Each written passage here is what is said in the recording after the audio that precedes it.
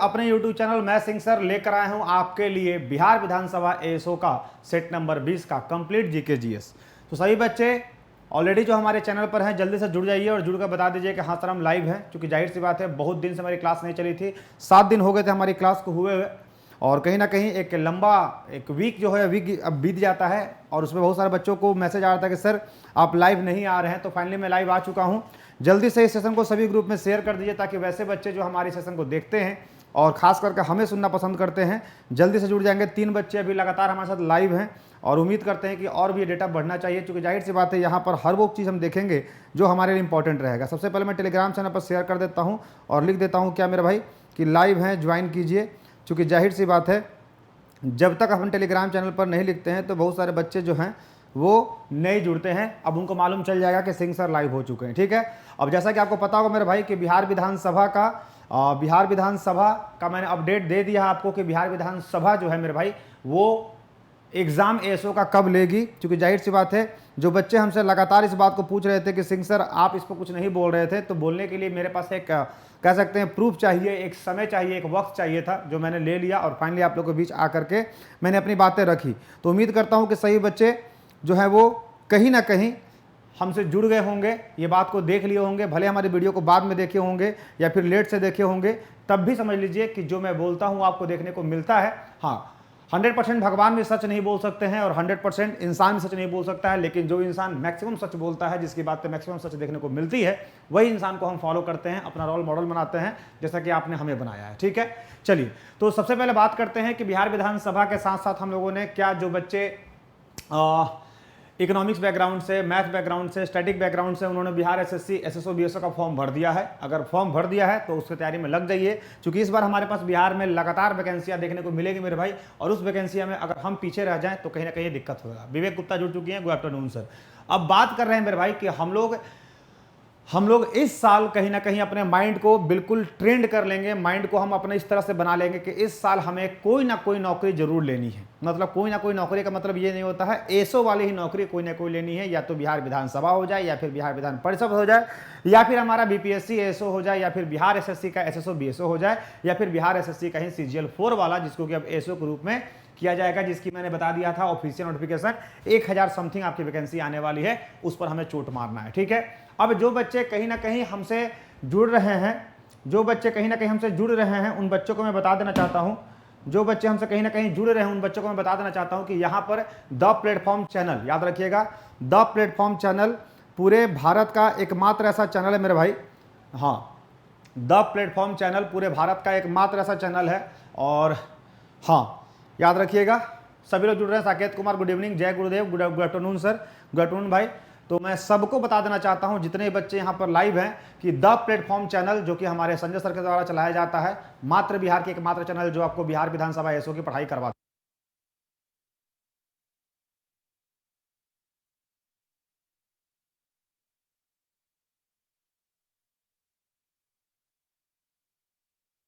तो संजय सर के द्वारा जो हमारी क्लास चलती है द प्लेटफॉर्म का, वो पूरे कह सकता हूं बिहार में एक तरफा ये क्लास चलवाते हैं बिहार विधानसभा का, और यहां पर सफलता आपको देखने को मिलेगी, कहीं कोई डाउट नहीं है, ठीक है। चलिए तो बिना रुके दुके चलते हैं, बिना समय गंवाए हुए। सभी लोग जुड़ चुके हैं, 6 बच्चे लाइव है। 6 बच्चे एक बार दिल को जरूर भेज दीजिएगा सेशन शुरुआत होने से पहले, और जितने व्यू हैं उतने लाइक होने चाहिए, यानी सबसे पहले आप हमारे वीडियो पर आए तो एक लाइक तो बनता है। लाइक क्या होता है, आपको एक मोटिवेशन का काम करता है, और एक दिल भेज दीजिएगा, ठीक है। चलिए पहला क्वेश्चन की बात करते हैं मेरे भाई। तो पहला क्वेश्चन आपके सामने क्या रहने वाला, देखिएगा क्वेश्चन का लेवल बहुत ही बेहतरीन रहने वाला है, खासतौर पर जीके की अगर मैं बात करता हूं तो यहाँ नो डाउट क्वेश्चन का लेवल बहुत बढ़िया रहता है। पहला क्वेश्चन क्या रहा मेरे भाई, पानीपत का जो तीसरा युद्ध हुआ था वो किसके बीच में लड़ा गया था और कब लड़ा गया था, ये बताइएगा, जल्दी बताइएगा।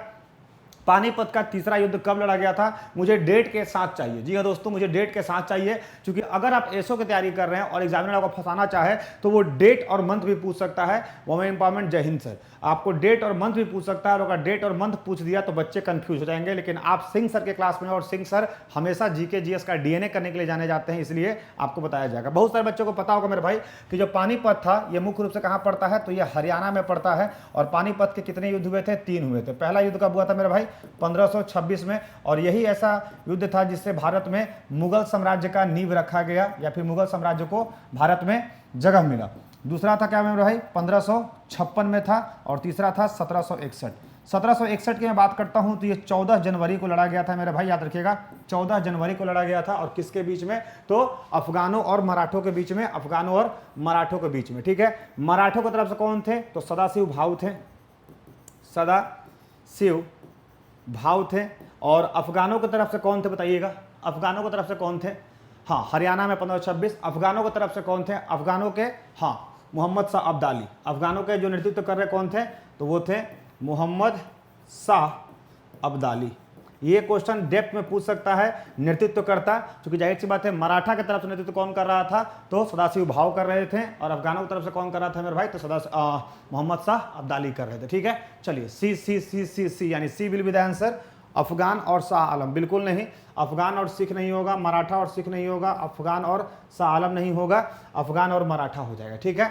D D D D. जो लोग सी बोल रहे हैं वुमेन एम्पावरमेंट, थोड़ा सा अपना जीके जी इसको थोड़ा इनहांस कीजिए, क्योंकि यही वो जीके जी है जो आपको लाइफ में हमेशा आगे बढ़ाएगा, ठीक है। चलिए HR वशिष्ठ जुड़ चुके हैं। गुड मॉर्निंग सर जी, गुड मॉर्निंग, कैसे हैं?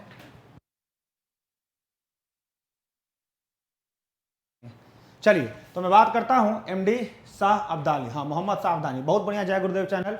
आप चैनल के साथ साथ आपका जो GS भी है वही काफ़ी स्ट्रॉन्ग है, और ऐसे स्ट्रॉन्ग बच्चे जो हैं वो कहीं ना कहीं एग्जाम क्रैक करते हैं, ठीक है। नेक्स्ट क्वेश्चन की ओर बढ़ते हैं मेरे भाई। नेक्स्ट क्वेश्चन क्या हमारा? तो नेक्स्ट क्वेश्चन हमारा ये है, दिल्ली के लाल किले में स्थित मोती मस्जिद का निर्माण किया है। देखो मोती मस्जिद जो है मेरे भाई दो है। एक मोती मस्जिद जो है वो आगरा में है, और एक मोती मस्जिद मेरे भाई कहाँ है? तो वो दिल्ली में है। यानी अगर आपसे पूछे कि मोती मस्जिद कितने हैं, तो मोती मस्जिद दो है। एक मोती मस्जिद जो हमारे आगरा में है, और दूसरा हमारा मोती मस्जिद किस में है भैया? तो दिल्ली में है। तो अगर मैं बात करता हूँ आगरा वाला का, तो आगरा वाले मोती मस्जिद किसने बनवाया था? तो शाहजहां ने बनवाया था मोती मस्जिद। और वही मैं अगर दिल्ली की बात करता हूँ तो दिल्ली में बनवाया था औरंगजेब ने। किसने बनवाया था? औरंगजेब ने, याद रखिएगा। औरंगजेब हमारे पूरे मुगल साम्राज्य का आखिरी सबसे प्रसिद्ध शासक था। चूंकि जाहिर सी बात है, अगर मैं बात करता हूं तो जो मुसलमानों पर जो जजिया कर लगाने वाला था, तो जजिया कर को फिर से इसने ही शुरुआत किया था। जजिया कर को फिर से लगाने वाला कौन था मेरे भाई?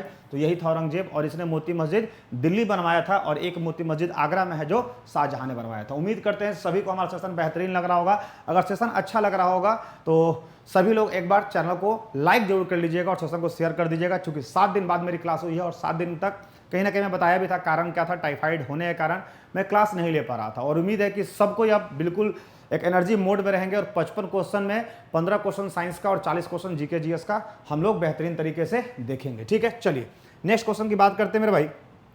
तो नेक्स्ट क्वेश्चन क्या है हमारा? निम्नलिखित में से भारतीय वरीयता क्रम में कौन प्रथम आते हैं? एक तो आपको पता होगा मेरे भाई, अगर मैं वरीयता क्रम देता हूं देश का और फिर मैं देता हूं राज्य का, ये दोनों का होता है। तो राज्य में अगर सबसे पहला वरीयता और देश में वरीयता कौन होता है? तो राज्य का सबसे प्रथम वरीयता दिया जाता है राज्यपाल को। उसी तरीके से देश में दिया जाता है राष्ट्रपति को। किसको दिया जाता है? राष्ट्रपति को दिया जाता है। फिर हम लोग देते हैं प्रधानमंत्री को, और यहाँ पर देते हैं हम लोग मुख्यमंत्री को। अब चूंकि हमारे देश में हमारे उपराष्ट्रपति भी होते हैं, तो किसको देते हैं मेरे भाई? उपराष्ट्रपति को देते हैं। और यहाँ पर हमारे उपराष्ट्रपति नहीं होते हैं, तो यहाँ पर हम क्या देते हैं? तो CM के बाद हम लोग देते हैं किसका? तो हमारे हाई कोर्ट के चीफ जस्टिस को देते हैं। किसको देते हैं? हाई कोर्ट के चीफ जस्टिस। यहाँ पर उपराष्ट्रपति के बाद हम लोग किसको देते हैं?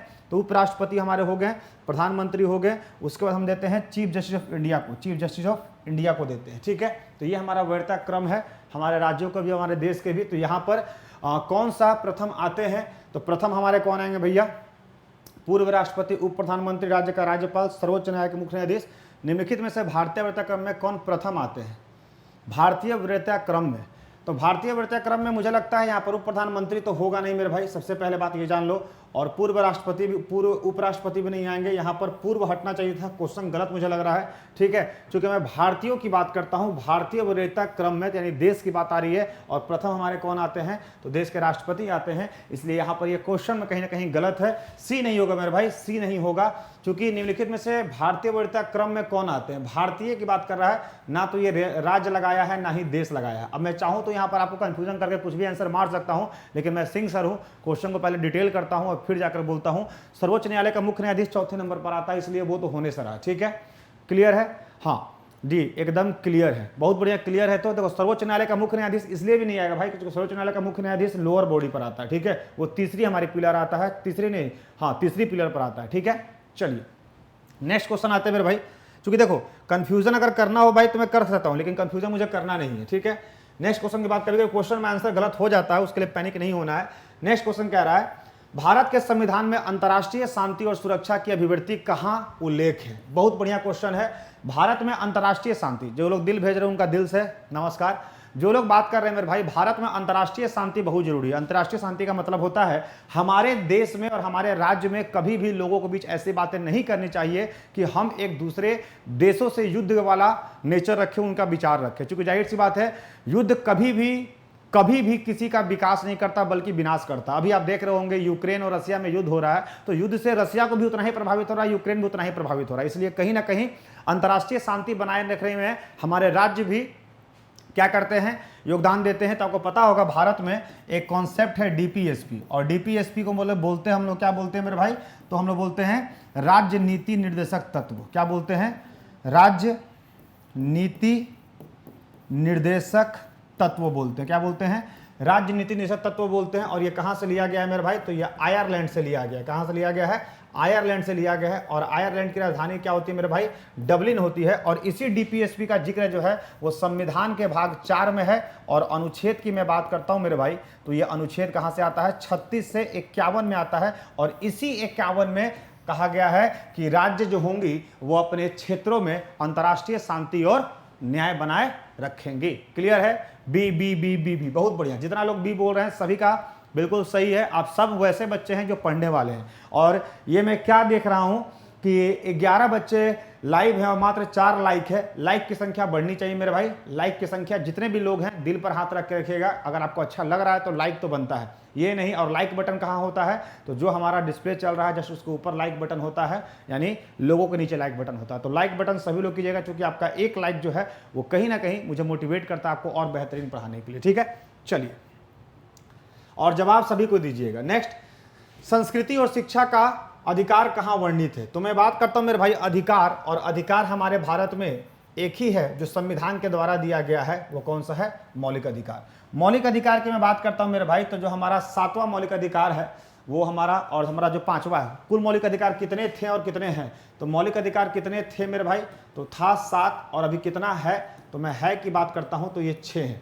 उसी में से जो अनुच्छेद 29 है, याद रखिएगा, अनुच्छेद 29 और 30, अनुच्छेद 29 और अनुच्छेद 30 जो है मेरे भाई, ये हमारा आता है संस्कृति और शिक्षा का वर्णित। संस्कृति का मतलब होता है कि जो हम सबसे पहले SC ST का हम लोग राइट्स को, यानी इनके जो संरक्षण था उसको प्रोटेक्ट करेंगे। और दूसरा SC ST जो है वो कोई भी जो है वो शैक्षणिक, कोई भी जो है वो कोई भी शैक्षणिक संस्था को चला सकते हैं और उसका नियंत्रण कर सकते हैं। यानी अनुच्छेद 29 और 30 कहीं है, बिल्कुल अनुच्छेद 29 और 30 है, जिसको बोलते हैं कल्चरल एंड एजुकेशनल राइट्स, ठीक है। कल्चरल एंड एजुकेशनल, बहुत बढ़िया। 5 का भी। जितने बच्चे हैं लाइक का संख्या बढ़ना चाहिए। मैं देख रहा हूं कि सिर्फ 4 बच्चे ही लाइक किए हुए हैं, ये गलत है मेरे भाई, ये बिल्कुल सरासर गलत है। इसलिए गलत है क्योंकि आप मान के चलिए कि किसी भी चीज़ को आप देख रहे हैं और लाइक अगर नहीं कर रहे हैं तो फिर ये गलत है। 13 बच्चे हैं और 12 लाइक है। हाँ, अभी तो लाइक की संख्या बढ़ गई, 13 बच्चे हैं 12 लाइक है। हाँ, अब बढ़िया है, क्योंकि जाहिर सी बात है HR Vashishtha B B B B. Next question आते हैं, सभी लोग आंसर दीजिएगा, क्योंकि मेरे सेशन में भैया आप 1 सेकंड के लिए बोर नहीं होइएगा, इस बात की गारंटी मैं देता हूं। हाँ, ये थोड़ा सा ट्विस्ट क्वेश्चन है, इसमें बच्चे फंसेंगे। निम्नलिखित में से कौन सा राज्य बांग्लादेश के साथ अपनी सीमा साझा नहीं करता है। बांग्लादेश की सीमा भारत की सबसे बड़ी सीमा है, सबसे बड़ी स्थल सीमा। भारत की सबसे बड़ी स्थल सीमा किस देश के साथ होती है मेरे भाई, तो बांग्लादेश। कितना है, तो 4096 किलोमीटर। ये क्वेश्चन एग्जाम में आया हुआ है, ये भी पूछ सकता है। लेकिन कौन सा ऐसा राज्य है जो सीमा साझा करता ही नहीं है। मेघालय बिल्कुल करता है, मिजोरम भी करता है, त्रिपुरा तो 3 साइड से, ये तो 3 तरह से, त्रिपुरा 3 तरह से बांग्लादेश से घिरा हुआ है। मणिपुर, जी हाँ दोस्तों, मणिपुर नहीं करता है। मैं अगर मणिपुर की बात करता हूं, मणिपुर की मैं बात करता हूं तो इसके उत्तर में नागालैंड रहता है, इसके उत्तर में नागालैंड, इसके दक्षिण में मिजोरम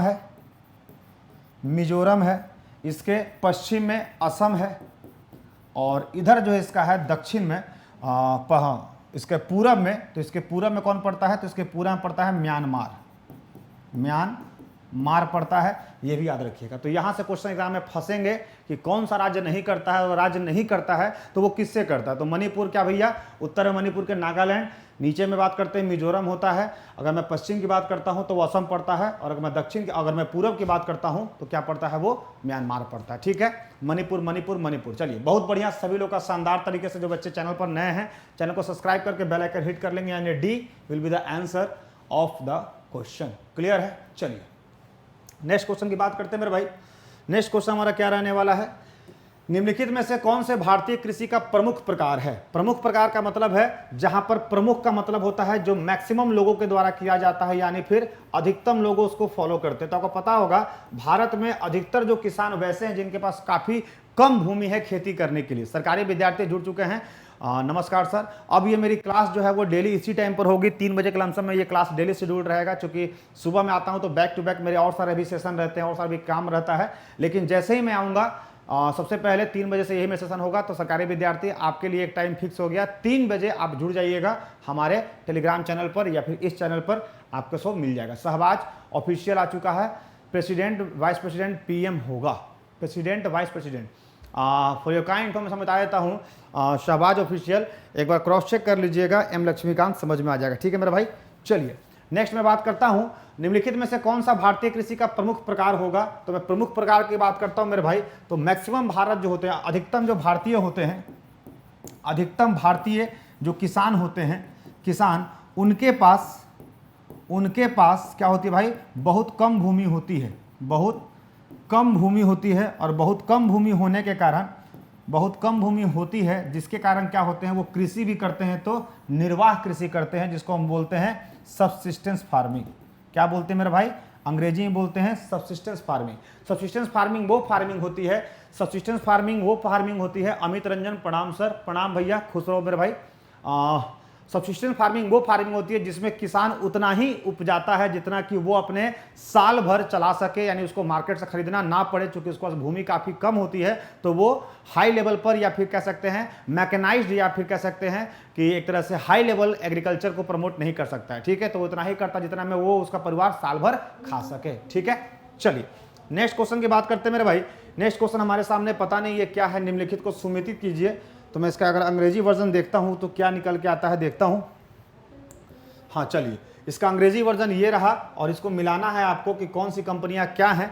तो इसको भी हम लोग मिला लेंगे, लेकिन पहले आप मिलाइए कि कौन किसके लिए जाना जाता है और कौन किसके लिए फेमस है। जल्दी से मिलाइएगा फटाफट, अपने निर्वाह के लिए, अपने जीविका के लिए। बहुत बढ़िया मेरे भाई, सरकारी विद्यार्थी कैसे हैं, स्वस्थ हैं, मस्त अपने काम में व्यस्त है। चलिए फटाफट फटाफट सभी लोग को मैं देख पा रहा हूं स्क्रीन पर। अभी जितने भी 13 बच्चे हमारे साथ लाइव हैं, लेकिन मात्र 12 लाइक है, ये नहीं होना चाहिए। सही बच्चों को मैं देख पा रहा हूं स्क्रीन पर, 13 बच्चे हैं, लेकिन अभी मात्र 12 ही बच्चे लाइक किए हैं। जितने भी बच्चे हैं सभी लोग लाइक कर दीजिए, लाइक में कमी नहीं होना चाहिए, लाइक में कमी नहीं होना चाहिए। चलिए साकेत कुमार सर जी, 30 अप्रैल को अगर ऑफिशियल नोटिस अगर आ गया तो एक दिन टाइम निकालकर एसओ का मैराथन खिंचवा दीजिएगा। बिल्कुल एसओ का मैराथन खिंचवाएंगे मेरे भाई, पहले वो मंजिल आने दो, फिर वो दौर भी आएगा। लोगों का वक्त बदलता है, आपकी किस्मत बदलेगी। ठीक है, चिंता मत कीजिए। चलिए फटाफट बताइए, फटाफट फटाफट फटाफट जल्दी।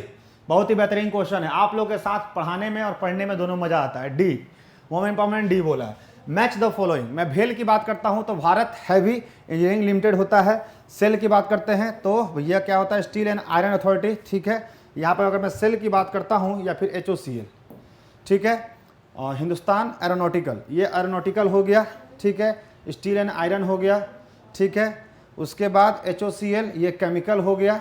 ठीक है, और भेल क्या हो गया, हैवी इलेक्ट्रिकल लिमिटेड। तो क्या हुआ, 1 का A का 3 कहीं है, A का 3 यहाँ पर है। ठीक है, A का 3 हो गया, A का क्या हो गया मेरे भाई, 3 हो गया। B का क्या हो गया, 4 हो गया। C का क्या हो गया, 1 हो गया। और D का क्या हो गया, 2। A का 3, B का 4, A का 3, B का 4, C का 1, D का 2। Option number A will be the answer. Women empowerment आपने गलत बोला मेरे भाई, वुमेन एम्पावरमेंट ने गलत बोला है, डी नहीं होगा, द आंसर विल बी ए। ठीक है, साइंस वाला गुरुदेव रोज 4 बजे से 4 से 5 क्लास गलत।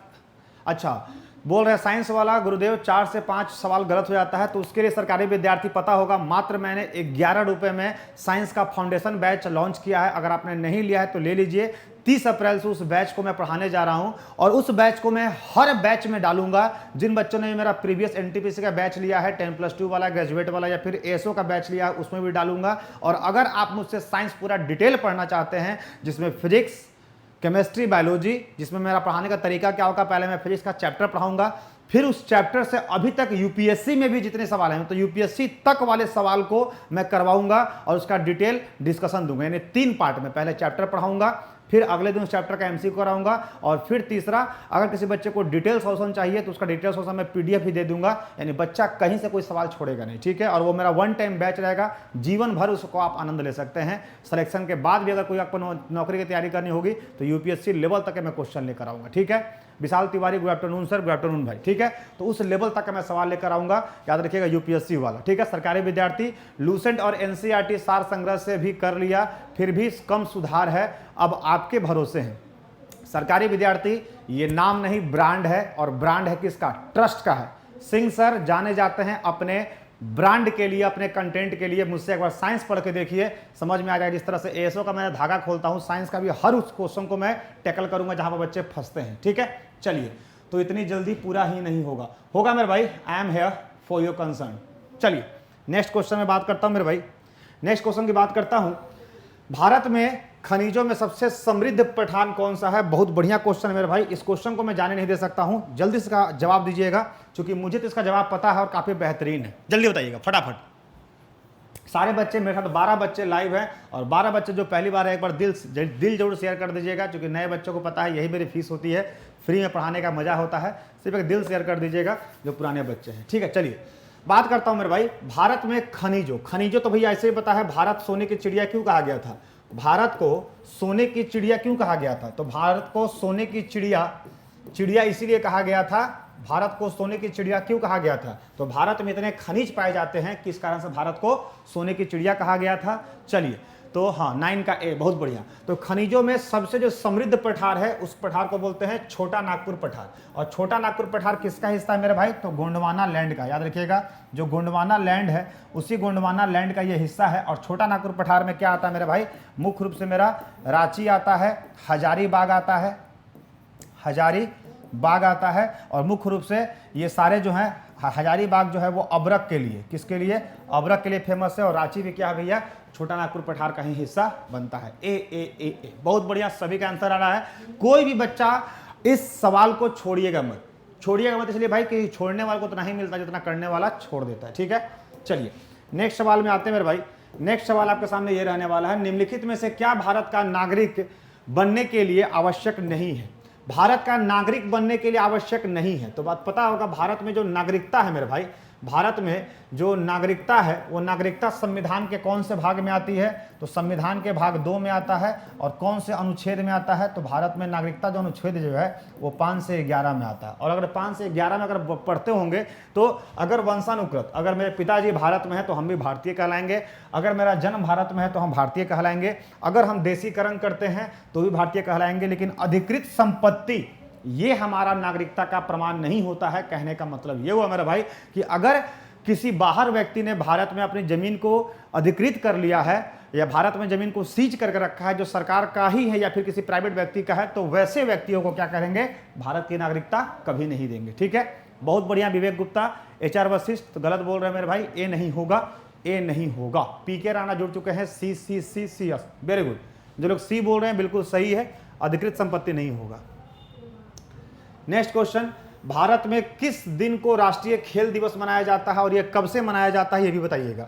भारत में जो राष्ट्रीय खेल दिवस है ये बनाया जाता है हॉकी के जादूगर, याद रखिएगा, ये हॉकी के जादूगर भी कहे जाते हैं। हॉकी के जादूगर, इनका नाम था मेजर ध्यानचंद। किनके याद में बनाया जाता है? मेजर ध्यानचंद के नाम पर बनाया जाता है। और यह हर साल 29 अगस्त को मनाया जाता है। लेकिन इसकी शुरुआत कब हुई थी मेरे भाई?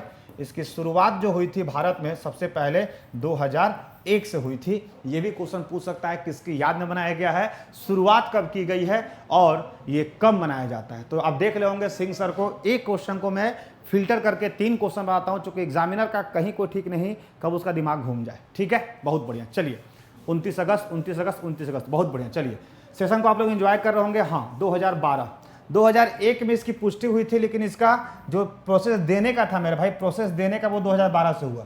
मतलब 2001 में ये फाइल आ चुकी थी, 2001 में फाइल आ चुकी थी, 2012 से इसकी प्रोसेस जो है वो खेलों में आना शुरू हो गया था। बहुत बढ़िया। चलिए नेक्स्ट क्वेश्चन मेरे भाई, निम्नलिखित में से किस वर्ष भारत सरकार द्वारा पर्यावरण संरक्षण अधिनियम पारित किया गया था? याद रखिएगा, पर्यावरण संरक्षण अधिनियम 2 तरह से होते हैं। एक जो है मानव पर्यावरण, आपको याद होगा मानव पर्यावरण, ठीक है, संयुक्त राष्ट्र सभा, संयुक्त राष्ट्र संघ, इसकी एक बैठक हुई थी 1972 में। मानव पर्यावरण संयुक्त राष्ट्र संघ की एक 1972 में बैठक हुई थी। कहाँ हुआ था ये बैठक मेरे भाई? 1972 में हुआ था स्टॉकहोम में। किसमें हुआ था? स्टॉकहोम में ये बैठक हुई थी, जिसमें ये बात रखा गया था कि हर देश जो है वो अपने देश में पर्यावरण को बचाएगा। उसमें भारत भी था। 1972 में भारत भी उसमें हिस्सा लिया था, और जब भारत हिस्सा लिया तो भारत ने बोला, चूंकि ये स्टॉकहोम में हुआ था और पूरे विश्व के जितने भी देश थे सब वहां पर आए थे, और सभी देश को बोला गया था कि पर्यावरण को बचाने के लिए हर देश अपने देश में एक कानून बनाएगा। तो स्टॉकहोम में 1972 में मानव पर्यावरण संयुक्त राष्ट्र संघ का सम्मेलन हुआ था, और वहां पर हर देशों को बोला गया था कानून बनाइए। तो भारत 72 में तो गया था, लेकिन मनाया गया था 1986 में, यानी भारत सरकार ने उस पर अमल किया। भारत सरकार ने अपने भारत में उसको लागू कब किया? 1986 में। तो 2 तरह से क्वेश्चन पूछ सकते हैं। स्टॉकहोम में मीटिंग कब हुआ था मेरे भाई? तो 1972 में हुआ था, और भारत ने कब उस पर अमल किया? तो 14 साल के बाद 1986 में। ठीक है, चलिए नेक्स्ट क्वेश्चन, निम्नलिखित में से कौन सी नदी अपना जल अरब सागर में गिराती है? आपको पता होगा। अगर मैं बात करता हूं यहां से, तो ये हमारा हो गया बीओबी, और ये हो हमारा एएस का मतलब होता है अरेबियन सी। भारत में 90% नदियां इधर गिरती हैं, 90%, लेकिन 2 नदियां जो है मेरे भाई वो इधर गिरती हैं। पहला नदी कौन सा है? नर्मदा, और दूसरा नदी कौन सा है? ताप्ती। ठीक है, तो यहां पर सुवर्णरेखा होगा नहीं, गोदावरी होगा नहीं, महानदी होगा नहीं, तापी, नर्मदा और तापी। और तापी कहाँ से निकलता है मेरे भाई? तो तापी निकलता है अमरकंटक से। तापी का जो स्रोत है वो कौन सा है मेरे भाई? तो ताप्ती का जो स्रोत है वो महानदी और ताप्ती दोनों सेम है, ये है अमरकंटक। कहाँ है?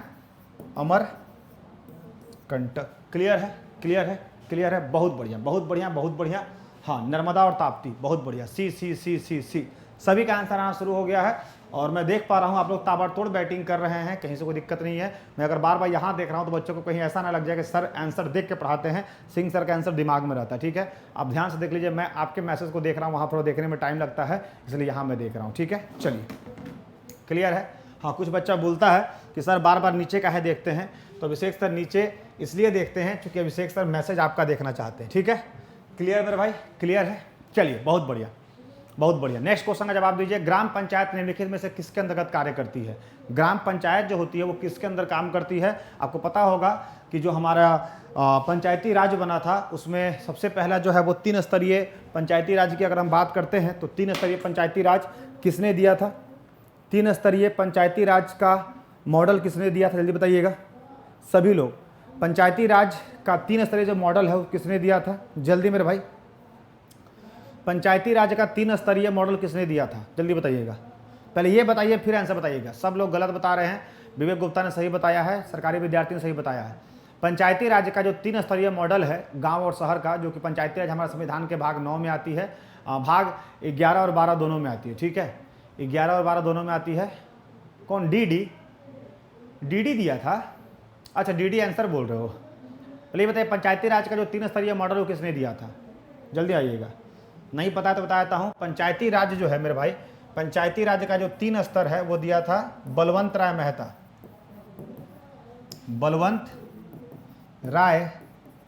मेहता ने दिया था। और वही मैं अगर 2 स्तर की बात करता हूँ तो ये अशोक मेहता ने दिया था। किसने दिया था? अशोक मेहता ने। ये भी क्वेश्चन पूछ सकता है। अब मैं बात करता हूँ 3 स्तरीय में, अगर मैं गांव की बात करता हूँ तो गांव में 3 स्तरीय कौन कौन से होते हैं? तो सबसे जो निचला होता है मेरे भाई वो होता है ग्राम सभा या ग्राम पंचायत। क्या होता है? ग्राम पंचायत सबसे पहला। उसके बाद दूसरा होता है पंचायत समिति, पंचायत समिति। और उसके बाद सबसे निचला कौन होता है? वो होता है जिला परिषद। तो आप देख सकते हैं सबसे निचला ये हुआ ग्राम पंचायत, उसके बाद पंचायत समिति, उसके बाद जिला परिषद।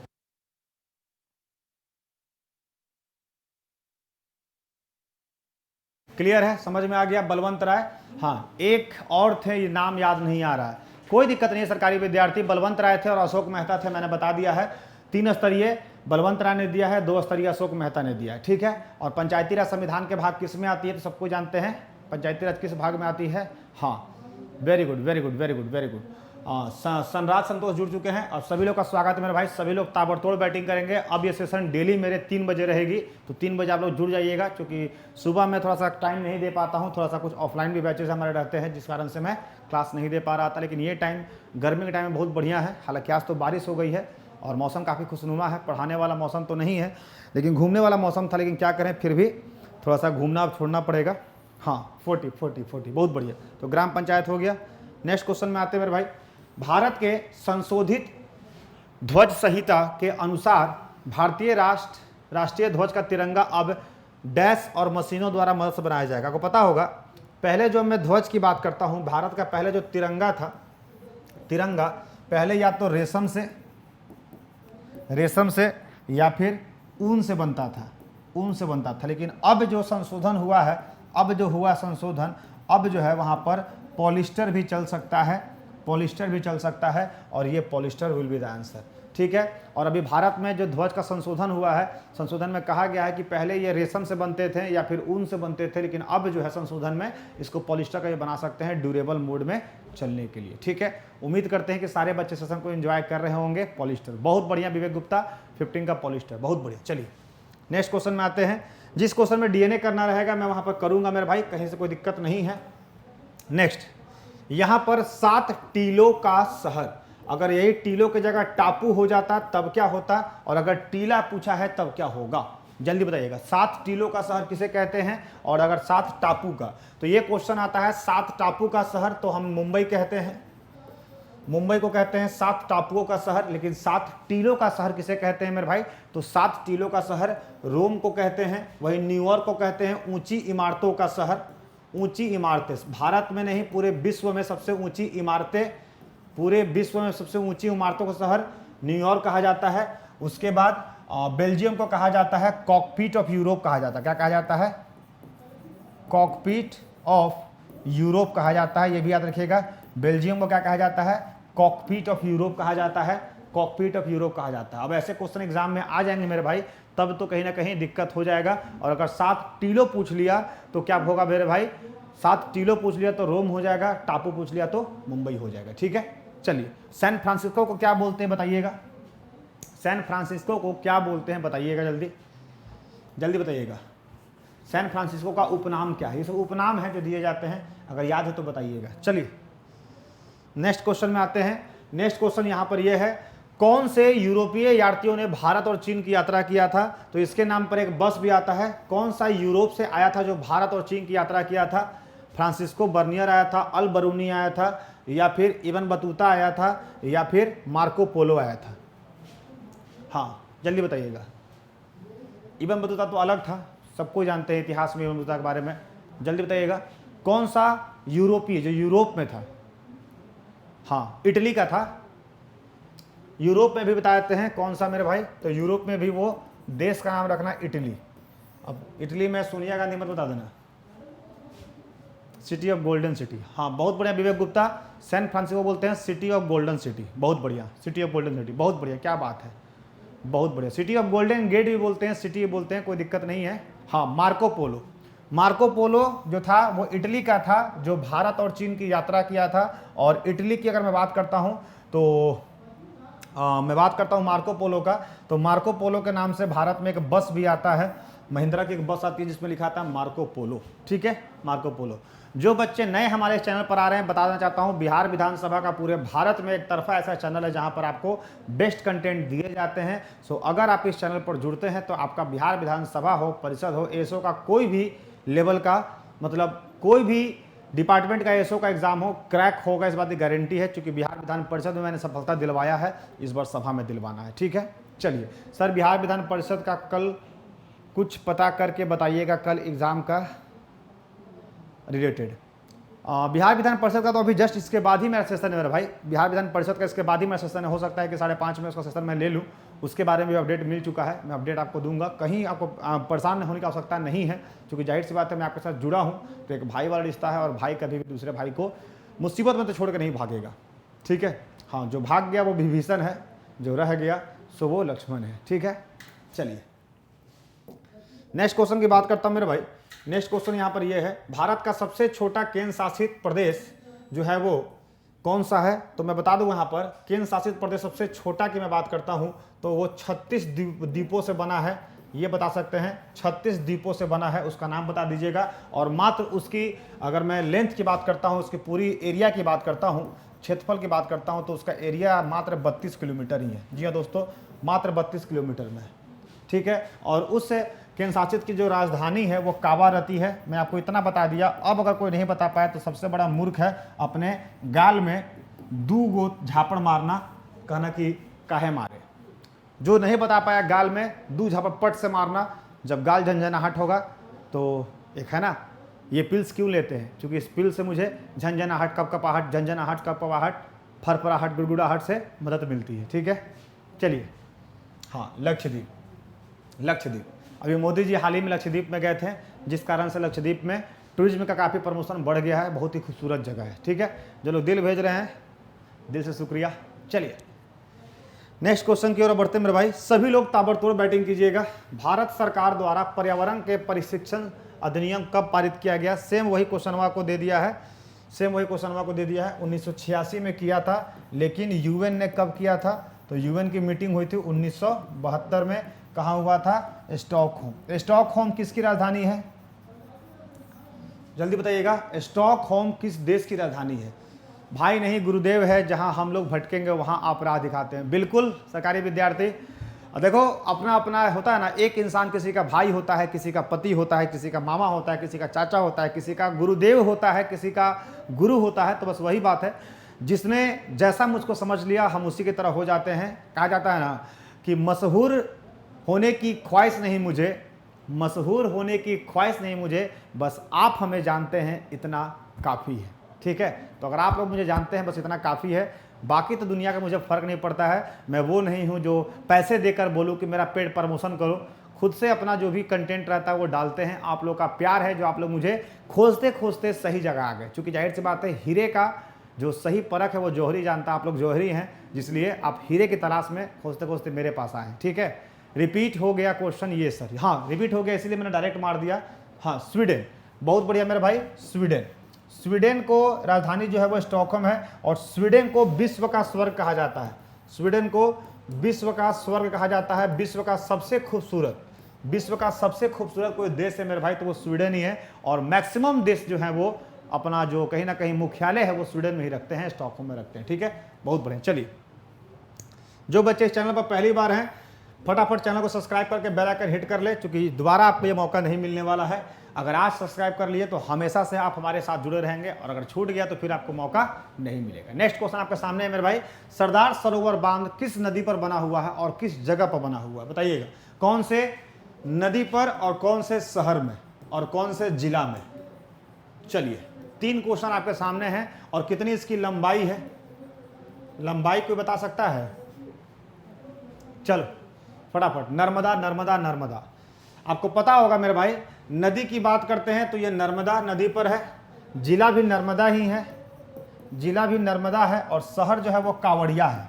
क्या है? कावड़िया शहर है। ठीक है, कावड़िया शहर पर है। ठीक है, और सरदार सरोवर जो ये बांध है, ये बांध किसको पानी देता है? तो सरदार सरोवर जो बांध है ये हमारे राजस्थान को पानी देता है। किसको देता है? राजस्थान को पानी देता है। ठीक है, सरदार सरोवर बांध। बहुत बढ़िया, 20 का डी। हाँ, जिला गुजरात नहीं होगा मेरे भाई, वो राज्य गुजरात हो जाएगा। ठीक है विवेक गुप्ता, हाँ बहुत बढ़िया। चलिए नेक्स्ट क्वेश्चन आते हैं, फटाफट आप लोग आंसर दे ही रहे हैं तो मज़ा आ रहा है, क्योंकि जाहिर सी बात आप लोग आंसर देते हैं तो और भी मज़ा आता है।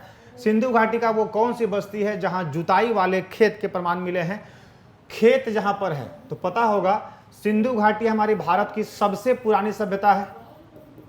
भारत की सबसे पुरानी सभ्यता कौन सी है? भारत की सबसे पुरानी सभ्यता, और ये हमारी शहरी सभ्यता थी। कौन सी सभ्यता?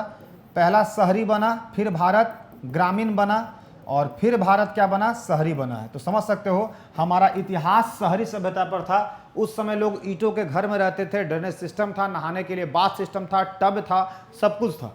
ठीक है, तो याद रखिएगा वो कौन होगा? कालीबंगम। और कालीबंगम कहाँ पड़ता है मेरे भाई? कालीबंगम कहाँ पड़ता है? कालीबंगम कहाँ पड़ता है बताइएगा? हाँ, कालीबंगम कहाँ पड़ता है? कौन से स्टेट में पड़ता है?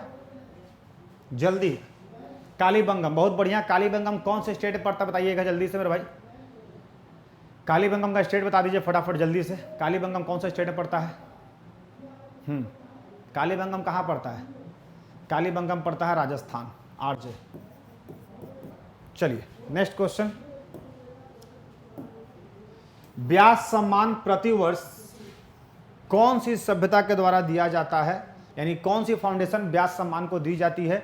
और अभी जो हम बात करते हैं, हमारा जो 32वां व्यास सम्मान मिला था वो पागलखाना पुस्तक को मिला था। और जो हमारे 22 भाषा हैं, इस 22 भाषा में कोई भी अगर लिखता है तो उसको व्यास सम्मान दिया जाता है। यानी व्यास सम्मान जो है वो किस में दिया जाता है? तो व्यास सम्मान हमारे भारत में साहित्य एवं लेखन को दिया जाता है। और ये जो सभ्यता है ये के बिरला फाउंडेशन के द्वारा दिया जाता है। क्लियर है? के बिरला, बहुत बढ़िया बहुत बढ़िया। चलिए सभी का आंसर बिल्कुल सही आ रहा है। आप लोग जब जुड़ते हैं हमारे साथ तो एक अलग सा मज़ा आ जाता है, एक अलग सी एनर्जी आती है, क्योंकि जाहिर सी बात है जीके जीएस का अंत तो नहीं है, लेकिन ऐसे जीके जैसा कोई एग्जाम में मार्क्स जरूर दिलाएंगे। ठीक है, और परेशान नहीं होना है, क्योंकि मुसीबतें व्यक्ति चुन करके आती हैं।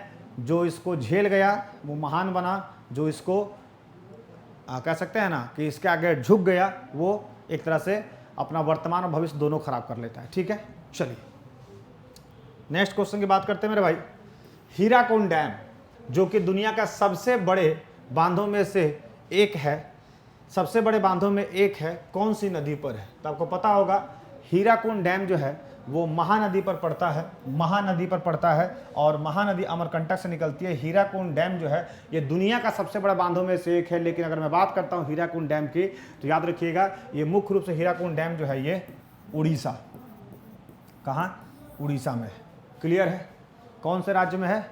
महानदी उड़ीसा, महानदी उड़ीसा, महानदी उड़ीसा, महानदी उड़ीसा। बहुत बढ़िया बहुत बढ़िया। जो बच्चे अभी आ रहे हैं जरूर से सेशन को लाइक कर दीजिएगा। और सेशन को लाइक करने के बाद एक बार मैं देख लेता हूँ कितने बच्चे ने सेशन को लाइक किया है। तो सेशन को अभी लाइक जो है मेरे भाई टोटल हमारे साथ 18 बच्चों ने लाइक किया है। ये गलत बात है, लाइक की संख्या बढ़नी चाहिए मेरे भाई, क्योंकि जब तक लाइक नहीं बढ़ेगा कैसे काम होगा। जो बच्चे नए हैं सेशन को लाइक जरूर कर दीजिएगा। उड़ीसा, बहुत बढ़िया। और आप बता सकते हैं भारत की सबसे ऊँची बांध, भारत का अगर सबसे बड़े बांध तो हो गया, भारत सबसे ऊँचा बांध, ऊंचा बांध कौन सा हो जाएगा? तो टिहरी डैम। कौन सा? टिहरी हो जाएगा। ठीक है, और सबसे बड़ा कौन सा हो जाएगा? तो सबसे बड़ा कौन सा हो जाएगा? सरदार सरोवर डैम हो जाएगा। और सबसे अगर मैं बात करता हूँ ग्रेविटेशनल वाला तो वो भी हो जाएगा। नेक्स्ट क्वेश्चन की बात करता हूँ, लोकसभा में विपक्ष का नेता बनने के लिए कम से कम सदन की कुल सीटों का कितना सीट हासिल होना होगा? ये वही होगा, देखो या तो इस क्वेश्चन को मैं ऐसे बना दूँ या फिर इस क्वेश्चन को मैं बात कर दूँ कि कोरम के लिए कितने, कोरम के लिए कितने सदस्य चाहिए। दोनों का सेम क्वेश्चन का आंसर होगा। मतलब लोकसभा में, लोकसभा की संसद की कार्रवाई को शुरू करने के लिए कोरम एक होता है। कोरम में जितने सदस्य होंगे उतना ही सदस्य लोकसभा के विपक्ष का नेता बनने के लिए भी जरूरी है। 3 हाँ बहुत बढ़िया, याद रखिएगा भाई इन दोनों का आंसर बिल्कुल सही है। या तो लोकसभा का विपक्ष का नेता बनने के लिए या फिर कोरम के लिए लोकसभा के कुल सीटों का 1/10। और कोरम क्या होता है? Number of minimum MPs which are required to start the session of Lok Sabha। Clear है? 1/10 1/10 1/10। बहुत बढ़िया। HR वशिष्ठ, आपको मैं शायद पहली बार चैनल पर देख रहा हूँ, लेकिन आप बहुत एक्टिव मोड में रह रहे हैं और ऐसे ही बच्चे कहीं ना कहीं सफलता हासिल करते हैं। ठीक है, चलिए बहुत बढ़िया। बाकी पुराने बच्चों को तो मेरा मुँह याद है। चलिए मैं बात करता हूँ NDC। इसको अगर मैं अंग्रेजी में लिखूँ तो इसको मैं NDC लिख सकता हूँ, ये एनडीसी होता है, एनडीसी का फुल फॉर्म होता है national development council, national development council. और ये एनडीसी जो है ये मुख्य रूप से योजना आयोग को फंड देता था, या योजना आयोग को एक तरह से फंड देता था।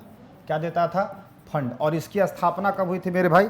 इसकी अगर मैं स्थापना की बात करता हूँ तो इसकी स्थापना 6 अगस्त 1952 में हुआ था। 6 अगस्त 1952 में हुआ था। हालांकि अब एनडीसी काम नहीं करती है, तो ये क्या है? गैर संवैधानिक है, गैर राजनयिक है, संवैधानिक संस्था है, राजनीतिक संस्था है। तो ये एनडीसी क्या है मेरे भाई? गैर संवैधानिक संस्था है। क्या है? गैर संवैधानिक। ठीक है, नेशनल डेवलपमेंट काउंसिल, इसकी स्थापना भी पूछ लेता है। और ये क्यों बना था?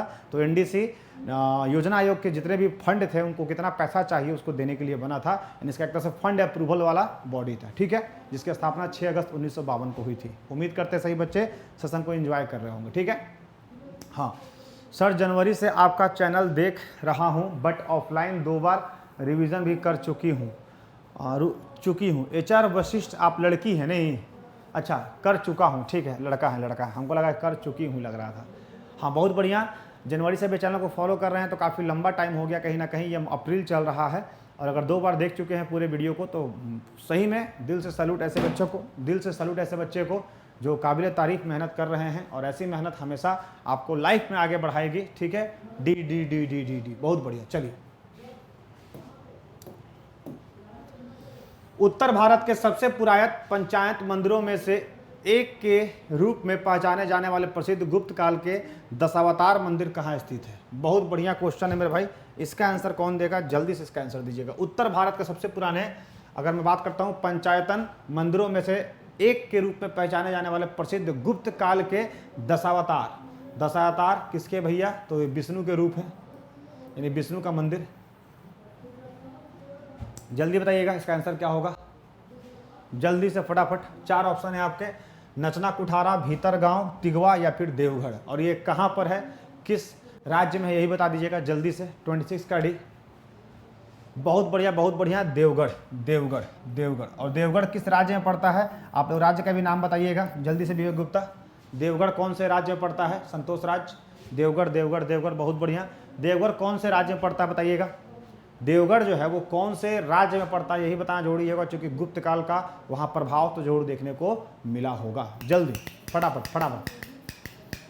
और बच्चों की संख्या कम हो रही है, इसका मतलब ये है कि ये वो बच्चे हैं जिन्हें केवल कुछ समय का मेहनत चाहिए। और याद रखिएगा, कुछ समय की मेहनत आज के दौर में कौड़ी के भाव बिकते हैं। यानी जो बच्चे शुरुआत में आए वो सोचे कि हम बाद में देख लेंगे, तो बाद में देखने वाले बच्चों को शायद सफलता बाद में मिलेगी, जब आप जैसे बच्चे सीट को पहले फुल कर लेंगे। और हमको लगता है कि आप जैसे बच्चों को सीट फुल अगर कर लेते हैं तो शायद इन जैसे बच्चों के लिए सीट बचेगा ही नहीं, जो बच्चे ये सोचते हैं कि यार चलो सिंह सर लाइव आए हैं, बाद में देख लेते हैं। तो बाद में देखने वाले को उतना ही मिलता जितना अभी वर्तमान वाले छोड़ देते हैं। बहुत बढ़िया संतोष राजा, यूपी में बहुत बढ़िया राज्य है यूपी। क्या बात है। कुछ ऐसे भी बच्चे होते हैं, नहीं यूपी ही होगा, यूपी झारखंड नहीं, देवगढ़ जो है वो देवघर है। एक देवगढ़ है, एक देवघर है। देवघर जो होगा वो झारखंड में है और देवगढ़ जो है वो यूपी में है। ठीक है, चलिए नेक्स्ट। बहुत बढ़िया। दुधवा राष्ट्रीय उद्यान कहाँ स्थित है और कब बनाया गया था? दुधवा राष्ट्रीय उद्यान की अगर मैं बात करता हूँ तो इसकी स्थापना जो हुई थी मेरे भाई, ये 1987 में हुई थी। और ये उत्तर प्रदेश के एक जिला है, उत्तर प्रदेश का एक जिला है जिसका नाम है लखीमपुर गिरी में पड़ता है। ठीक है, हाँ, दुधवा नेशनल पार्क। बहुत बार एग्जाम में क्वेश्चन आया है, जिला भी पूछ लेता है, तो अगर जिला जहाँ पूछेगा वहाँ जिला भी आना है। मैं देख रहा हूँ इतने कम बच्चे में लाइव जो है बिल्कुल ना के बराबर है। मतलब लगता है कभी कभी कि यार आप लोग के लिए इतना 7 बच्चे लाइव देख रहे हैं, ये कहीं ना कहीं गलत है। मेरा मानना है कि अगर कोई बढ़िया टीचर मिले तो उसको दिल से लगाओ। और दिल से लगाने का मतलब है कि जब तक वो बंदा लाइव मेरे लिए खड़ा है, मेरा ये फर्ज बनता है कि हम उसके लिए खड़े हो। ठीक है, खैर अभी 50% हम लोग कवर कर दिया है। 27 दूनी 54 होता है, 50% रास्ता कवर कर लिए, 50% और करना बाकी है। चलिए नेक्स्ट मैं बात करता हूं, कौन से संविधान संशोधन के माध्यम से 3 शब्द जोड़े गए थे जिसका नाम है ट्रिपल एस। ठीक है, ट्रिपल एस,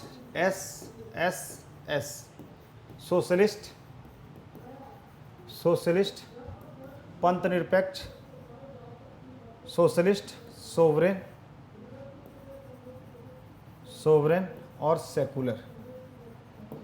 ठीक है, ये कौन सा था? 42वां। और इसको हम लोगों ने मिनी संविधान भी इसको कहते हैं हम लोग, मिनी संविधान भी कहते हैं। और ये कौन से साल हुआ था? 1976। 1976। बहुत बढ़िया, बहुत बढ़िया। लखीमपुर खीरी, बहुत बढ़िया, बहुत बढ़िया, बहुत बढ़िया।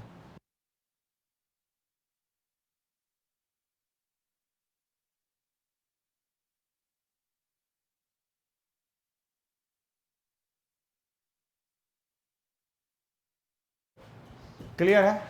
चलिए नेक्स्ट क्वेश्चन। निम्नलिखित में से किसे मुगल बादशाह द्वारा बुरहान उल मुल्क की उपाधि दी गई थी? किसे कहा गया था? बहुत बढ़िया क्वेश्चन मेरे भाई। निम्नलिखित में से किसे मुगल बादशाह द्वारा बुरहान उल मुल्क की उपाधि दिया गया था? जल्दी बताइएगा। सरकारी विद्यार्थी, रेगुलर क्लास आने लगेगी तो सभी फिर से आने लगेंगे। अभी कोई टाइम फिक्स नहीं रहता था, तो शायद किसी को पता ना हो या नोटिफिकेशन ना गया हो। हाँ, ये हो सकता है मेरे भाई। देखो तुमने सही बोला, फिर 11 बच्चे लाइव हो गए।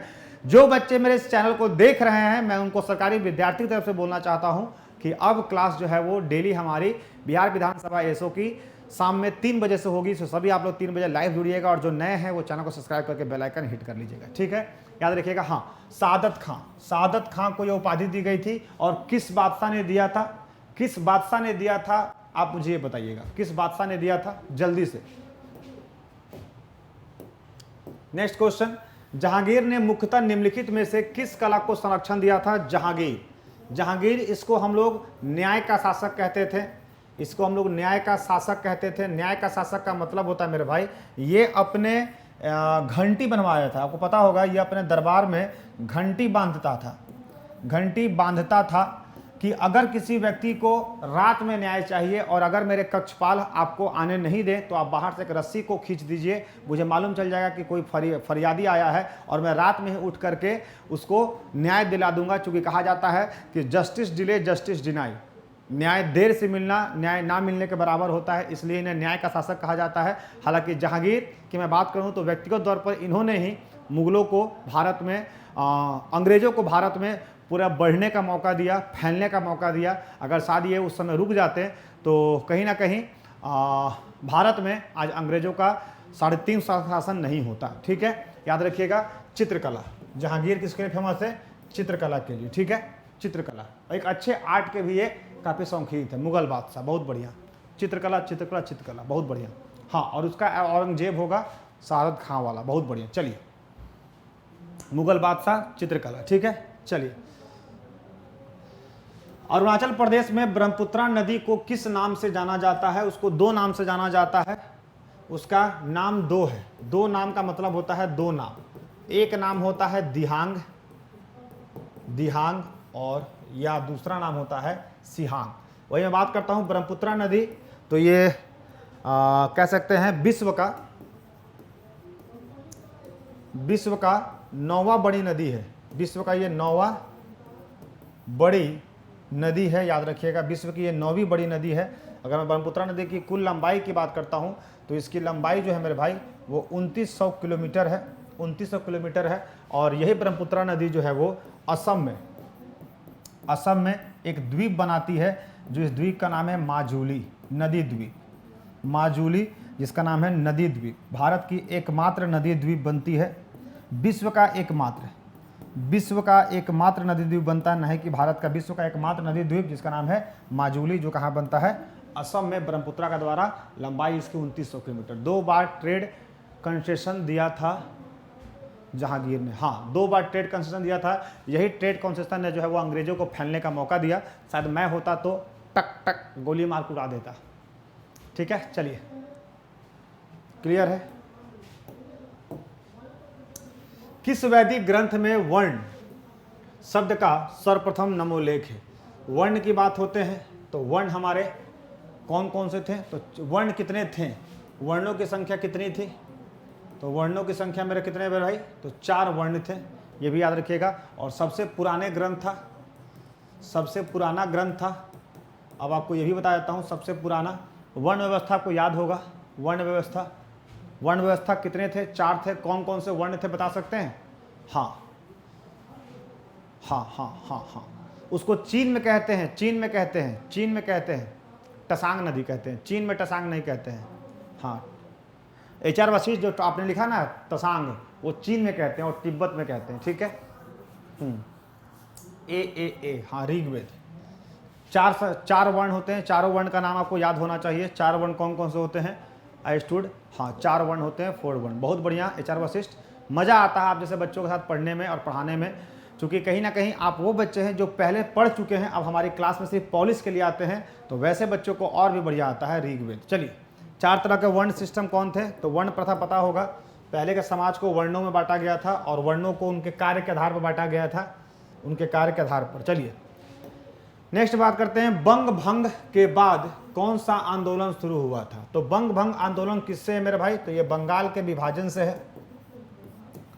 बंगाल का विभाजन, बंगाल का विभाजन जो है वो 1905 में हुआ था और उसी साल बंगाल को एक करने के लिए कलकत्ता के टाउनशिप हॉल में स्वदेशी आंदोलन की शुरुआत हुआ था रास बिहारी बोस के द्वारा। और ये स्वदेशी आंदोलन होगा किसके भैया? तो बंग भंग आंदोलन के बाद, ठीक है। क्लियर है, क्लियर है, क्लियर है, बहुत बढ़िया। ब्राह्मण, क्षत्रिय, शूद्र और वैश्य, क्या बात है, क्या बात है, बहुत बढ़िया सरकारी विद्यार्थी। ये 4 वर्ण जो थे उनके कर्म के आधार पर वर्ण की प्रथा बनाई गई थी, बहुत बढ़िया। चलिए 9 बच्चे लाइव हैं, सही बच्चे एक बार दिल को शेयर कर दीजिए, दिल तो बनता है। जो बच्चे अभी तक हैं, विनोबा भावे स्वदेशी आंदोलन ना, विनोबा भावे नहीं हुआ स्वदेशी आंदोलन मेरे भाई, हाँ 1905। चलिए, लोकसभा अध्यक्ष अपना त्यागपत्र किसे देता है? और लोकसभा हटाने का, देखो एक तो होता है अपना त्यागपत्र और दूसरा अगर उसको हटाना हो, हटाना हो तब क्या करेंगे? तो अगर हटाना हो तो 14 दिन पहले उसे सूचना देंगे और उसे बहुमत से हटाना पड़ेगा, बहुमत से उसे हटाना होगा। और अगर अपना त्याग पत्र देगा तो अध्यक्ष जो होता है मेरे भाई वो अपने उपाध्यक्ष को त्याग पत्र देता है। और ये कौन से अनुच्छेद में वर्णित है? तो याद रखिएगा, ये हमारे संविधान के अनुच्छेद जो है वो 93 में वर्णित है, यानी उपाध्यक्ष। तो आर्टिकल ये पूछ सकता है। बहुत बढ़िया, PK राणा ने जबरदस्त भेज दिया है, विवेक गुप्ता ने भेज दिया, HR वशिष्ठ ने भेज दिया है, हाँ बहुत बढ़िया। जितने लोगों ने दिल से भेजा है, दिल से आपको धन्यवाद। अब मैं बात कर रहा हूँ मेरे भाई कि ये जो अध्यक्ष उपाध्यक्ष का वर्णन किस आर्टिकल में होता है? तो आर्टिकल 93 में होता है। और ये संविधान के किस भाग में आते हैं? अगर मैं बात करता हूँ कि संविधान के किस भाग में आते हैं मेरे भाई, तो ये भाग हो जाएगा 5, ठीक है, भाग 5 में है, ठीक है। चलिए, क्लियर है, क्लियर है, क्लियर है, बहुत बढ़िया। चलिए, हम लोग 34 क्वेश्चन कर लिए हैं और 21 क्वेश्चन करना है, ज़्यादा क्वेश्चन बचा नहीं है।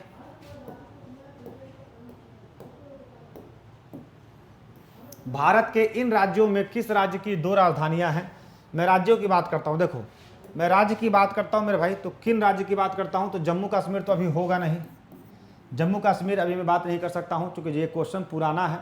तो यहाँ पर एग्जामिनर ने जम्मू कश्मीर को नहीं रखा है। यहाँ पर जो बच्चे नए हैं चैनल को सब्सक्राइब करके हाँ भूदान आंदोलन से जुड़े हुए हैं, विनोबा भावे भूमि दान आंदोलन, और वो भी तब हुआ था जब हमारे भारत में क्विट इंडिया मूवमेंट की शुरुआत हो गई थी, ठीक है, उसके बाद की बात आप कह रहे हैं। तो मैं बात करता हूँ भारत के इन राज्यों में किस राज्य की 2 राजधानियां हैं? तो मैं बात करता हूँ मेरे भाई, वो है हिमाचल प्रदेश। हिमाचल प्रदेश की 2 राजधानी है, एक है हमारा शिमला और एक है धर्मशाला। शिमला जो होता है मेरे भाई, ये जब गर्मी पड़ता है तब ये राजधानी बन जाती है हिमाचल प्रदेश की, और जब ठंडा पड़ता है तो शिमला बर्फ से ढकी रहती है, तो ठंडी में राजधानी धर्मशाला हो जाती है। धर्मशाला में ये स्टेडियम है, आपको पता होगा, हिमाचल प्रदेश। क्लियर है, जम्मू कश्मीर नहीं होगा, जम्मू कश्मीर को गलती से मत मारिएगा, ठीक है, क्लियर है, क्लियर है। हाँ, हिमाचल प्रदेश की 2 राजधानियां हैं, कौन कौन सी? एक हमारा है शिमला, दूसरा है हमारा धर्मशाला। तो चूंकि ठंडी ज़्यादा रहती है तो शिमला बर्फ से ढक जाता है, तो सब धर्मशाला हो जाता है। और गर्मी के समय में शिमला जैसे घूमने से बढ़िया चीज़ें कुछ होंगी नहीं, तो गर्मी में शिमला हो जाता है, ठीक है, बहुत बढ़िया, बहुत बढ़िया, बहुत बढ़िया। चलिए, क्लियर है, क्लियर है, क्लियर है। शिमला में अभी, हिमाचल प्रदेश में अभी कौन सी पार्टी की सरकार है? और हिमाचल प्रदेश के मुख्यमंत्री का भी नाम बता दीजिए, तो सोने पर सुहागा हो जाएगा, जल्दी बताइए। चलिए नेक्स्ट क्वेश्चन, आज़ाद हिंद फौज की स्थापना कहाँ हुई थी और कब हुआ था? आज़ाद हिंद फौज की स्थापना की अगर मैं बात करता हूँ मेरे भाई, तो इसकी स्थापना जो है 1943 में हुई थी। 1943 में स्थापना करने वाले कौन थे? Captain Mohan Singh. Captain Mohan Singh, captain Mohan Singh, लेकिन इसको क्या कहते हैं, सुभाष चंद्र बोस को हैंड ओवर किया था मोहन सिंह ने, नहीं रास बिहारी बोस ने, मोहन सिंह ने नहीं, हाँ रास बिहारी बोस ने हैंड ओवर किया था किसको, सुभाष चंद्र बोस को। सुभाष चंद्र बोस को क्या किया था, हैंड ओवर किया था। हैंड ओवर का यह मतलब होता है कि अब इसको आप देखिए, ठीक है। तो कैप्टन मोहन सिंह ने इसको बनवाया था और हैंड ओवर किया सुभाष चंद्र बोस को इसने, रास बिहारी बोस ने। कहाँ भैया, सिंगापुर। क्लियर है, C C C C C. Hello sir, good evening. Shrikant Kumar, good evening मेरे भाई। क्या बात है, गुड इवनिंग ही बोलने आए हो या पढ़ने भी आए हो? पूरा प्लेलिस्ट पढ़ चुका हूँ, 41 वीडियो है। Thank you so much Shrikant Kumar. लेकिन आप लाइव जुड़े हैं, बताइए लाइव जुड़ कर आपको कैसा लग रहा है। और अगर पहली बार चैनल पर आए हैं लाइव तो एक बार दिल भेज दीजिएगा, जिससे समझ में आए कि हाँ आप सिंह सर के क्लास में हैं। और सिंह सर के क्लास में फीस कुछ नहीं चलता है, बस एक है अपनापन, दिल वाला दिल भेजते रहिएगा, ठीक है। जय गुरुदेव चैनल ने 2 दिल भेजा है, एक बड़ा दिल, एक छोटा दिल, एक बड़ा दिल, एक छोटा दिल। बहुत बढ़िया। सिंगापुर कहाँ पड़ता है बताइएगा? सिंगापुर कौन से देश में पड़ता है, या सिंगापुर खुद एक देश है? कहोगे सर कभी कभी बिल्कुल ऐसा क्वेश्चन पूछते हैं जिसका एकदम हंसी वाला जवाब आता है। नहीं, जानबूझ के पूछते हैं मेरे भाई, ताकि ज़िंदगी में मुस्कुराहट बहुत ज़रूरी है। ज़िंदगी में मुस्कुराहट बहुत ज़रूरी है, और ज़िंदगी में घूमना भी बहुत ज़रूरी है। और ज़िंदगी में घूमना ज़रूरी है कि नहीं है, मानते हो कि नहीं? ज़िंदगी में घूमना ज़रूरी है कि नहीं ज़रूरी है? 16 बच्चे हमारे साथ लाइव हैं अभी, और 16 बच्चे जो हमारे चैनल पर पहली बार हैं, चैनल पर याद रखिएगा, यहाँ पर पूरे बिहार में एक तरफा ऐसा चैनल है ये द प्लेटफॉर्म, जहाँ पर आपको कहीं ना कहीं पूरे बिहार में एसओ का एकमात्र तैयारी यही बंदा करवाता है, जिसका नाम है सिंह सर। अगर आप पहली बार है तो चैनल को सब्सक्राइब करके बेल आइकन हिट कर ले। अगर दूसरी बार है तो चैनल को केवल लाइक कर ले, शेयर कर दे, जितना भी टेलीग्राम ग्रुप है, फेसबुक ग्रुप है, व्हाट्सएप ग्रुप है। हाँ, तो एक कहावत याद आ गई है मेरे ज़िंदगी में कि घूमना बहुत ज़रूरी है। उसी पर एक कपिल शो में देख रहा था, कपिल शर्मा शो, तो उसमें एक बात कही थी कि सैर कर दुनिया के गाले, पानी का बोतल 10 रुपये लेते हो। एक बात कहा गया था कि सैर कर दुनिया की गाली, फिर ये नौजवानी कहाँ, नहीं, सैर कर दुनिया के गाली, फिर ये जिंदगानी कहाँ, जिंदगानी अगर मिल भी गई तो फिर ये नौजवानी कहाँ। मतलब कहने का मतलब है कि जिंदगी में ये नौजवानी जो है ये फिर लौट कर नहीं आएगी। मतलब कर्म के साथ साथ घूमना भी जरूरी है, और मैं घूमना बिल्कुल पसंद करता हूँ मेरे भाई। कभी भी मौका मिलता है मुझे कहीं बनारस जाने का या झारखंड जाने का, तो मैं बिल्कुल चूकता नहीं हूँ, तुरंत गाड़ी स्टार्ट करता हूँ, सुट से निकल जाता हूँ। क्योंकि ज़िंदगी में घूमना बहुत ज़रूरी है, क्योंकि बुढ़ापा हो जाएगा, जिम्मेदारियाँ हो जाएंगी, तो फिर मैं घूम नहीं पाऊंगा, ठीक है। तो इसी बात पर कपिल शर्मा शो में कहा गया था, कपिल शर्मा शो ने कहा था कि सैर कर दुनिया के गाली, फिर ये जिंदगानी कहाँ, जिंदगानी अगर मिल भी गई तो फिर ये नौजवानी कहाँ, ठीक है। चलिए इसी बात पर, सर 3 दिन में पढ़ चुका हूँ। क्या बात है श्रीकांत, तुम तो एकदम आइंस्टाइन बन गए हो। नेक्स्ट क्वेश्चन आते हैं मेरे भाई, भारत में अर्जुन पुरस्कार किसके लिए दिया जाता है? तो याद रखिएगा, खेलों में जो हमारे उत्कृष्ट हमारे प्रदर्शन होते हैं, अर्जुन उन्हीं क्षेत्र में दिया जाता है, खेलों में। और इसकी शुरुआत कब से की गई थी मेरे भाई? तो इसकी शुरुआत जो है वो भारत में 2001 से इसकी शुरुआत हुई थी। इसकी शुरुआत भारत में कब से हुई थी? 2001 से अर्जुन पुरस्कार दिया जा रहा है, ठीक है। और एक होता है एकलव्य पुरस्कार। एकलव्य पुरस्कार वैसे उत्कृष्ट खिलाड़ी को दिया जाता है, जो होते हैं क्या, मेंटर होते हैं, उनको दिया जाता है, ठीक है। चलिए नेक्स्ट क्वेश्चन की बात करते हैं। भारतीय संविधान को अपनाया गया था, तो आपको पता है मेरे भाई, भारतीय संविधान को अपनाया गया था, कब अपनाया गया था? तो 26 नवंबर को, और वो साल था 1949। इसलिए 26 नवंबर को हम लोग क्या मनाते हैं? तो 26 नवंबर को हम लोग क्या मनाते हैं मेरे भाई? संविधान दिवस मनाए जाते हैं, संविधान। परंतु भारत में 26 जनवरी 1950 को क्या किया गया था? ये लागू किया गया था संविधान, जिसको सभी लोगों ने अपनाया था। और जब संविधान को किया गया था तो संविधान में कितने भाग थे? तो संविधान में उस समय भाग कितने थे मेरे भाई? 22 थे। अनुच्छेद कितने थे? 395। अनुसूची कितना था? 8। क्लियर है? क्लियर है? B B B B B B नहीं, संविधान सभा द्वारा ए होगा, बट जय गुरुदेव चैनल ए होगा इसका, बी कहाँ से हो गया? ब्रिटिश संसद द्वारा थोड़े, ब्रिटिश संसद थोड़ी उस समय था, कोई नहीं था, कोई नहीं था भाई, कोई नहीं था। चलो बाय कॉन्स्टिट्यूएंट असेंबली, बहुत बढ़िया वशिष्ठ नारायण। चलिए नेक्स्ट क्वेश्चन की बात करते हैं। ललिता डैश के लोक संगीत का एक रूप है। ललिता किस राज्य का एक लोक संगीत है? संगीत, संगीत, संगीत यानी म्यूजिक। ललिता किस राज्य का एक लोकल म्यूजिक है? क्लासिकल म्यूजिक है, शास्त्रीय नहीं, लोकल म्यूजिक। हाँ चलिए बताइएगा, जल्दी जल्दी, फटाफट फटाफट फटाफट।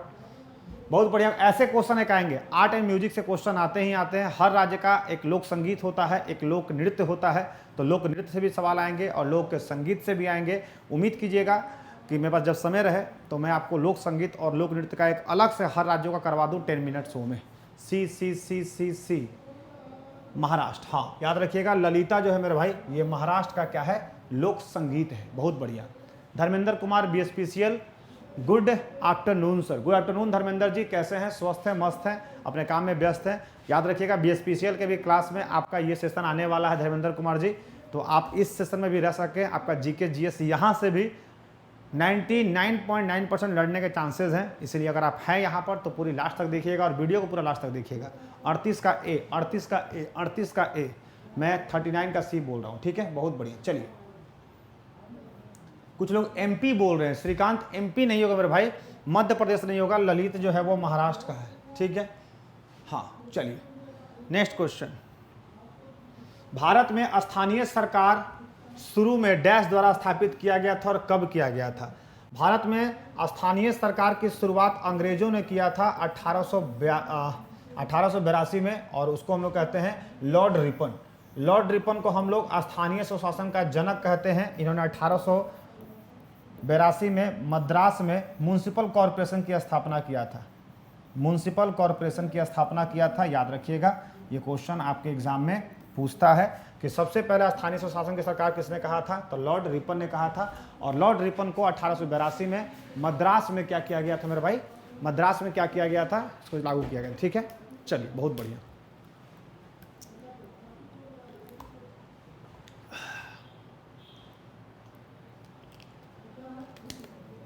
बहुत बढ़िया, बहुत बढ़िया, बहुत बढ़िया। चलिए next question.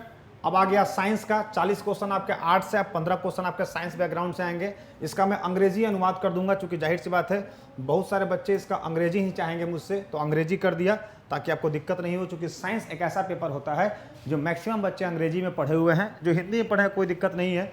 Most beloved governor general Ripon, हाँ बहुत बढ़िया। चलिए BSPCL का एग्ज़ाम कब से स्टार्ट होगा सर? देखिए धर्मेंद्र जी, अगर मैं सच कहूँ तो BSPCL का भी कोई माई बाप है नहीं, लेकिन चूंकि बिहार में चुनाव है तो चुनाव को लेकर के हो सकता है कि इस अप्रैल के लास्ट तक डेट दे दे या फिर मई के बीच तक दे दे, लेकिन डेट तो देना तय है। चूँकि सरकार को तभी जनता वोट देगी जब सरकार ने अपने पिछले नोटिफिकेशन को कंप्लीट कर लिया है। भला अगला दे चाहे नहीं, लेकिन पिछला जब तक कंप्लीट नहीं करेगा, सरकार को कहीं ना कहीं एक बड़ा वोटर जो है उसको नाखुश करेंगे वोट ना दे करके, ठीक है। चलिए 41 का B, हाँ कह रहा है विच of the following is the SI unit of the magnetic induction. चुंबकीय तीव्रता क्या होता है? याद रखिएगा, चुंबकीय तीव्रता क्या होता है? एम्पियर पर मीटर होता है, AM, ठीक है। हाँ धर्मेंद्र 41 का B नहीं होगा मेरे भाई, 41 का A होगा। जो लोग B बोल रहे हैं गलत है। AM होता है एरिया पर मीटर, जो होता है वो उसका एरिया होता है A/M। क्लियर है, क्लियर है, क्लियर है, A/M होता है। हाँ क्लियर है, हाँ क्लियर है सभी को। BSPCL धर्मेंद्र जी क्लियर है, A होगा, मीटर स्क्वायर नहीं होगा, मीटर स्क्वायर नहीं होगा मेरे भाई, मीटर स्क्वायर नहीं होगा, मीटर स्क्वायर नहीं होगा। जल्दी बताइएगा फटाफट। चलिए चलिए बहुत बढ़िया, बहुत बढ़िया। सभी का आंसर। 15 बच्चे लाइव है हमारे साथ, सभी बच्चे सेशन को शेयर कर दीजिएगा। 1 मिनट, एक बच्चे का मैसेज आ रहा है, इसको पहले मैं हाइड कर दूँ। ये बच्चा मुझे मैसेज कर रहा है। चलिए मैंने इसको हाइड कर दिया। अब आते हैं आपकी बारी। हाँ A होगा, A होगा, A होगा। देखो ऐसे क्वेश्चन में फंसोगे धर्मेंद्र, क्योंकि साइंस अगर आपका कमजोर है धर्मेंद्र जी, तो आप मेरी साइंस की एक 11 रुपये की फाउंडेशन बैच आई है, मात्र 11 रुपया, भारत की सबसे सस्ती बैच, भारत की सबसे सस्ती बैच में लेकर आया हूँ। साइंस फाउंडेशन बैच मात्र 11 रुपया, वो गुरुदक्षिणा है जो आप दे करके ले सकते हैं। द प्लेटफॉर्म ऐप को डाउनलोड कीजिएगा और वहाँ पर 11 रुपये का साइंस का फाउंडेशन बैच आपको दिख जाएगा, मेरा फोटो ऐसे किए हुए, उसको परचेस कर लीजिएगा। 30 अप्रैल को बैच शुरू हो रही है। जैसे सबसे पहले मैं फिजिक्स ही पढ़ाऊंगा, क्योंकि मैक्सिमम क्वेश्चन एग्जामिनर जो पूछता है वो फिजिक्स और बायोलॉजी से ही पूछता है, ठीक है। चलिए next question. Which of the following elements is used in solar cell. Solar cell की मैं बात करता हूं, आज जो सोलर सेल हमारे यहाँ इस्तेमाल होते हैं उसमें मैक्सिमम जो होता है मेरे भाई क्या होता है, सिलिकॉन। यानी वो जो छतरी बना रहता है, छतरी में ये जो ऐसे ऐसे बना रहता है, आप देखे होंगे जो ऐसे ऐसे बना रहता है वो किससे बना रहता है, सिलिकॉन। और सिलिकॉन क्या होता है, तुरंत धूप की रोशनी में चार्ज हो जाता है। ठीक है, हाँ, रेलवे में ड्यूटी से क्लास कर रहे हैं। अच्छा धर्मेंद्र जी, आप ऑलरेडी रेलवे में हैं तो बहुत अच्छी बात है। ऑलरेडी आपके एक हाथ में लड्डू है, लेकिन आप दूसरे हाथ में लड्डू लेना चाहते हैं तो उसके लिए आपको साइंस का फाउंडेशन बैच करना होगा। और आप चूँकि रेलवे में हैं तो आपके लिए तो ये और भी आसान बात है। ये बताइएगा आप रेलवे में अभी कौन से जोन में हैं और कहाँ पोस्टेड है, ताकि भविष्य में अगर हम रेलवे से गुजरे कभी रेल के माध्यम से और उधर से गुजरे तो आपको जरूर एक बार याद कर लें कि हाँ भैया धर्मेंद्र जी हम इधर आए हुए हैं, आपसे मुलाकात हो जाएगी। ठीक है, चलिए नेक्स्ट क्वेश्चन। निम्नलिखित में से कौन सा पादप जगत का उपसमूह नहीं है। पादप जगत का उपसमूह आपको पता होगा, which of the following is not a sub group of a plant kingdom. Plant kingdom की मैं बात करता हूं तो प्लांट किंगडम में कौन कौन से सब ग्रुप होते हैं, तो प्लांट किंगडम में एंजियोस्पर्म होता है, थैलोफाइटा होता है, टेरिडोफाइटा होता है, लेकिन हेमिकोडाटा नहीं होता है। ये एनिमल किंगडम में होता है। किसमें होता है मेरे भाई, ये एनिमल किंगडम में होता है। तो अगर आप लोग बायोलॉजी भी पढ़ना चाहते हैं तो वहाँ पर बेहतरीन पढ़ा देंगे। ठीक है, चलिए हाँ, औरंगाबाद में है। औरंगाबाद कौन, महाराष्ट्र वाला औरंगाबाद या बिहार वाला औरंगाबाद? क्योंकि बिहार वाला औरंगाबाद तो हम अक्सर जाते रहते हैं, ठीक है, इसलिए लाइव नहीं आता हूँ। हम प्राइवेट जॉब में हूँ इसलिए लाइव नहीं आता हूँ। कोई दिक्कत नहीं श्रीकांत, प्राइवेट जॉब अभी है आपका, लेकिन जो आपका डेडिकेशन है वो गवर्नमेंट जॉब वाला है।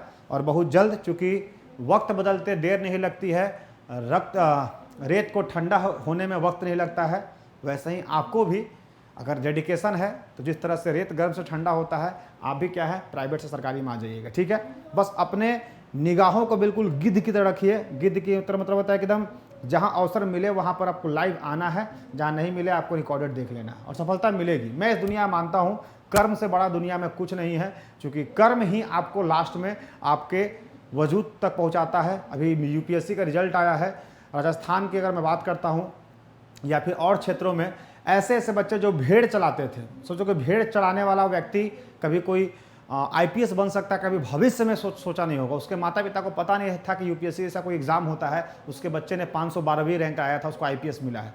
तो वो बच्चा कर्म किया है, और कर्म से बड़ा आज तक दुनिया में ना कोई था ना है। भगवान को भी झुकना पड़ता है कर्म। आपको पता होगा पहले के समय में जो थे ऋषि मुनि यज्ञ करते थे। यज्ञ क्या था, एक तरह कर्म था। कर्म इतना कठोर कर देते थे कि भगवान को भी विवश होना पड़ता था धरती पर आकर के उसे क्या देने के लिए, तो उसको जो भी वरदान मांगते थे उनको देना पड़ता था। क्योंकि इतनी कठोर तपस्या वो करता था कर्म के माध्यम से, बिना खाए पिए, कि भगवान को उतर के उसे वरदान देना पड़ता। इसलिए कर्म से बड़ा कुछ नहीं है। कर्म लगातार कीजिएगा, फल मिलेगा, चाहे वो मैं हूं या आप हो। ठीक है, चलिए बिहार स्टेट ग्रुप डी में, बहुत बढ़िया बहुत बढ़िया। जी सर जी सर जी सर।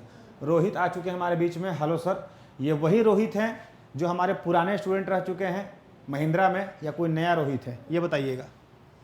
ये वही रोहित है जिसको मैं जानता हूं, जो मेरा एक फेवरेट स्टूडेंट हुआ करता है, या कोई नया रोहित है? चलिए next question. which group of animal are named because of their spiny skin and have a peculiar water driven tube system that used for moving around?